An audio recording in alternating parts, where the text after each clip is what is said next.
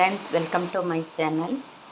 திறமையான டிஃப்ரெண்ட் டைப்பில் ஒரு தட்டை எப்படி செய்யலாங்கிறத பார்க்கலாம் வாங்க ஃப்ரெண்ட்ஸ். இது பார்த்திங்கன்னா இந்த கப்பு காமிக்கிறேன். அந்த கப்பில் வந்து அரை கப்பு ஜவ்வரிசி எடுத்துக்கிட்டேன். அதை வந்து ஒரு 2 மணி நேரம் நல்லா ஊற வச்சுக்கோங்க. அதே மாதிரி பைத்தம்பருப்பு அதையும் வந்து 2 மணி நேரம், அதே மாதிரி அரை கப்பு தான் எடுத்திருக்கேன், 2 மணி நேரம் ஊற வச்சுக்கோங்க. அதுக்கப்புறம் பார்த்திங்கன்னா 4 பச்சை மிளகாய் எடுத்திருக்கிறேன், பூண்டு எடுத்திருக்கிறேன், ஒரு 6-7 பல் எடுத்திருக்கேன், ஒரு இஞ்சி, கொஞ்சோண்டு கருவேப்பிலை எடுத்திருக்கேன். பட்டர் எங்கிட்ட இவ்வளோ தான் இருக்கிறனால உங்களுக்கு பட்டர் கொஞ்சமாக காமிச்சிருக்கேன். ஆனால் இதில் நிறையா ஒரு 100 கிராம் பட்டர் அது போட்டிங்கன்னா ரொம்ப நல்லா டேஸ்ட்டாக இருக்கும். அதுக்கப்புறம் எள் எடுத்து வச்சுருக்கிறேன், இல்லை ஜீரகம் போடுறதா இருந்தாலும் போடலாம். அதுக்கப்புறம் பெருங்காயம், உப்பு, அரிசி மாவு, இவ்வளோ தான் வேணும். அந்த தட்டை எப்படி செய்யணுங்கிறத பார்க்கலாம். அதுக்கு முன்னாடி நான் சொல்லிடுறேன், இந்த பச்சை மிளகாய், இஞ்சி, பூண்டு இதெல்லாம் வந்து நம்ம நல்லா மிக்சியில் நல்லா விழுதாக அரைச்சி வச்சுக்கணும். இதெல்லாம் அப்படியே கொடுக்க போகிறோம். அது செய்யும்போது உங்களுக்கு காமிக்கிறோம். இப்போ பார்த்திங்கன்னா இப்போ வந்து இந்த கப் இருக்குங்களா, 120 கிராம் இருக்குது பாருங்கள். இந்த கப்பால் 4 கப்பு நான் வந்து பச்சரிசி மாவு தான் கொடுக்க போகிறேன். இந்த மாவு வந்து நல்லா காஞ்ச பச்சரிசி மாவு தான், ஈரம் தேவையில்லை. 1 கப்பு ஏற்கனவே கொடுத்துட்டேன், 4 கப்பு போட்டோன்னு பாருங்கள், 4 கப்பு கொடுத்துட்டேன். இதே கப்பில் தான் இந்த பைத்தம்பருப்பு வந்து நான் வந்து அரை கப்பு போட்டேன், அதையும் இதில் கலந்துக்கலாம். அதே மாதிரி ஜவ்வரிசியும் நல்லா ஊற வச்சுட்டேன், 2 மணி நேரத்துக்கு மேலேயே ஊறிடுச்சு, அதையும் இதில் போட்டு நல்லா கலந்துக்கலாம். அதோடு நம்ம என்னென்ன பண்ண போகிறோன்னா, இந்த இஞ்சி, பூண்டு, பச்சை மிளகாய் விழுது இருக்குது இல்லைங்களா, அதையும் இதில் மிக்ஸ் பண்ணிக்கலாம் போட்டு. அதோட தேவையான அளவு உப்பு சேர்த்துக்கலாம். இங்கே பாருங்கள், இவ்வளோ வெள்ளை எள்ளு கொடுத்துருக்கேன். நீங்கள் ஜீரகம் போடுறதா இருந்தாலும் போட்டுக்கலாம். போட்டுட்டு நான் பெருங்காயத்தையும் கொடுத்துட்றேன். பெருங்காயம் பார்த்திங்கன்னா இந்த அளவு கொடுத்துருக்கேன். பெருங்காயமே இதில் கலந்துக்கலாம். இதோட உப்பு சேர்க்கணும், தேவையான அளவு உப்பு சேர்த்துடலாம். இந்த அளவுக்கு உப்பு, உங்களுக்கு எவ்வளோ உப்பு வேணுமோ அதை நல்லா பிசைஞ்சிட்டு கூட நீங்கள் மிக்ஸ் பண்ணிக்கலாம். முதல்லையே வந்து இவ்வளோ அள்ளி போடணும் இல்லை, கம்மியாக போட்டுட்டு அதுக்கப்புறம் நல்லா மிக்ஸ் பண்ணிவிட்டு வாயில் காரம் உரப்பெல்லாம் எப்படி இருக்குன்னு பார்த்துக்கோங்க. இன்னும் பச்சை மிளகாயோட காரம் வேணுனாலும் நீங்கள் போட்டுக்கலாம். இதெல்லாம் நல்லா போட்டு பிசைஞ்சிடலாம். கொஞ்சம் கொஞ்சமாக தண்ணி விட்டு நல்லா கெட்டியாக நம்ம எப்படி வந்து முறுக்கெல்லாம் செய்கிறோம் அந்த பதத்துக்கு பிசைஞ்சிக்கலாம். பாருங்கள், அரை கிளாஸ் கொடுத்தேன், பத்தலை, இன்னும் கொஞ்சம் ஒரு அரை கிளாஸ் ஊற்றலாம். பார்த்திங்கன்னா இப்போ வந்து நல்லா பிசைஞ்சிட்டேன். 1 கிளாஸ் தண்ணி தான் பிடிச்சது. கொஞ்சம் கொஞ்சமாக ஊற்றி, பச்சை தண்ணி தான் ஊற்றி நல்லா பிசைஞ்சிக்கோங்க. எடுத்தோடனே எல்லா தண்ணியும் ஊற்றிடாதீங்க, 1 கிளாஸ் தண்ணி அப்படியே ஊற்றாதீங்க.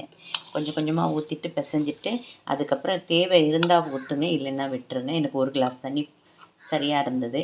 இப்போ கொஞ்சம் கருவேப்பிலை நான் வந்து கட் பண்ணி வச்சுருக்கேன், அதை இதில் அப்படியே பொடியை வந்து இதில் இது பண்ணிக்கலாம். மாவோடு கலந்துடலாம். மாவோட கலந்துட்டு அதுக்கப்புறம் என்ன பண்ண போகிறோம், என்கிட்ட வந்து வெண்ணெய் வந்து கொஞ்சம் தான் இருக்குது. நீங்கள் மோஸ்ட்லி இதுக்கு வந்து வெண்ணெய் எண்ணெய் வந்து நிறையா சேர்த்துக்கோங்க, அப்போ அதோட டேஸ்ட் ரொம்ப அருமையாக இருக்கும். நான் கொஞ்சமாக இருக்கிறனால நான் கொஞ்சோண்டு கொடுத்துருக்கேன், அதுக்கு பதில் கொஞ்சம் நெய்யை கலந்துடலான்னு விட்டுட்டேன். சரிங்களா, நீங்கள் வெண்ணெயே இதில் ஃபுல்லும் ஒரு 100 கிராம் வெண்ணெய் நீங்கள் கலக்கிற மாதிரி வரும். நீங்கள் 1 கிலோ எடுத்திங்கன்னா 100 கிராம் வெண்ணெய் கொடுத்திங்கன்னா ரொம்ப அருமையாக இருக்கும் அதோட டேஸ்ட்டு. பாருங்கள், இப்பயே பாருங்கள் எப்படி வந்திருக்குன்னு. இன்னும் கொஞ்சம் நான் நெய் விட்டுக்கலான் இருக்கிறேன்.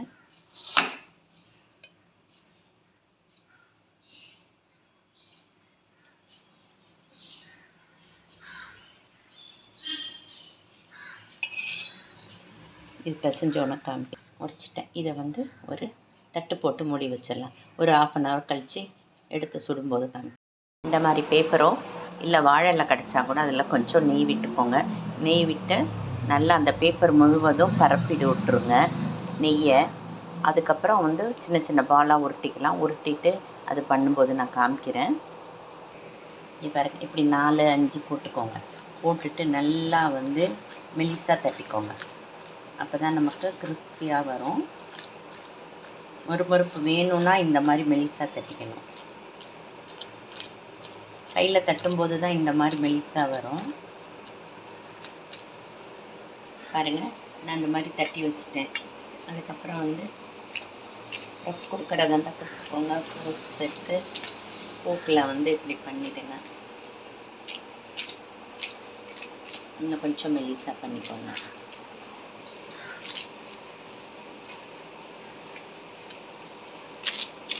அப்போ தான் உங்களுக்கு மொறுமொறுப்பாக வரும். பண்ணிவிட்டு எண்ணெயை வந்து மிதமான தீயில் வச்சு நம்ம சுடணும். காமிக்கிறேன். ஓகேங்களா, மிதமான தீயில் வச்சுக்கோங்க. ஆயில் வேணால் இன்னும் கொஞ்சம் விட்டுக்கோங்க. நான் கம்மியாக தான் விட்டுருக்கேன். இப்போ ஒன்று ஒன்றா எடுத்து போட போகிறோம். நானே நல்லா தான் போட்டிருக்கிறேன். நல்லா இல்லை, கொஞ்சம் செவந்தோன்னு திருப்பி போட்டுடலாம். அதுக்கப்புறம் பாருங்கள், திருப்பி போட்டுட்டேன். இப்போ இந்த 4 வெந்தோன்னே எடுத்து காமிக்கிறேன். எப்படி வேகம் வெந்துருச்சுன்னு தெரியுங்கன்னா, அந்த பபுள்ஸ் வருது பார்த்திங்களா, முட்டை முட்டையாக வருது பாருங்கள், அதெல்லாம் அடங்குச்சுன்னா வெந்துருச்சுன்னு அர்த்தம். இப்போ ஒன்றையும் அப்பப்போ திருப்பி போட்டுக்கிட்டே இருக்கணும். பாருங்கள், இந்த கலரில் செவந்து வருது பாருங்கள். ஆனால் அந்த பக்குவம் பார்த்துக்கோங்க. அது இருந்தாவே ஈஸி ஃப்ரெண்ட்ஸ், ஈஸியாக நீங்களே செஞ்சிடலாம். கடையிலலாம் வாங்க வேண்டாம். இப்போ இருக்கிற நிலையில் கடையில் ரொம்ப காஸ்ட்லியாக இருக்குது எல்லாமே. நம்ம வீட்டிலையே இதை தெரிஞ்சுக்கிட்டோம்னா செஞ்சுக்கலாம். கொஞ்சம் கொஞ்சமாக செஞ்சு பார்த்துக்கோங்க ஃப்ரெண்ட்ஸ். எடுத்தோடனே நிறையா செய்யாதீங்க. இந்த 2வது ஈடு போடும்போது எண்ணெய் பத்தலை, அதனால் இன்னும் கொஞ்சம் எண்ணெயை விட்டுக்கிட்டேன். எண்ணெய் காஞ்சோன்னு போட்டிருக்கேன் பாருங்கள். அப்போ ஒரு 10 கூட போடலாம். திருப்பி போடுறதுக்கு வசதியாக இருந்ததுன்னா 10 கூட போட்டு நம்ம திருப்பி போட்டு எடுத்துக்கலாம். ஃப்ளேம் மீடியத்துலேயே வச்சுக்கோங்க. பொறுமையாக அது வேகட்டும். இந்த பக்குவம்லாம் தெரிஞ்சால் போதுங்க ஃப்ரெண்ட்ஸ். அதுக்கப்புறம் வந்து மொறுமொறுப்பாக வரும். மெலிசாக தட்டுங்க, திக்காக தட்டிடாதீங்க, மெலிசாக தட்டுங்க. ஏன்னா இவ்வளோ ஓட்டடை வந்துருக்குது பாருங்கள், எவ்வளோ நல்லா வந்திருக்குன்னு. இதே மாதிரி ரெசிபி செஞ்சு சாப்பிட்டா அதோட டேஸ்ட் எப்படி இருக்குன்னு சொல்லுங்கள். மீண்டும் ஒரு புது பதிவுடன் உங்களை சந்திக்கும் வரை உங்களிடமிருந்து விடைபெறுகிறேன். நன்றி.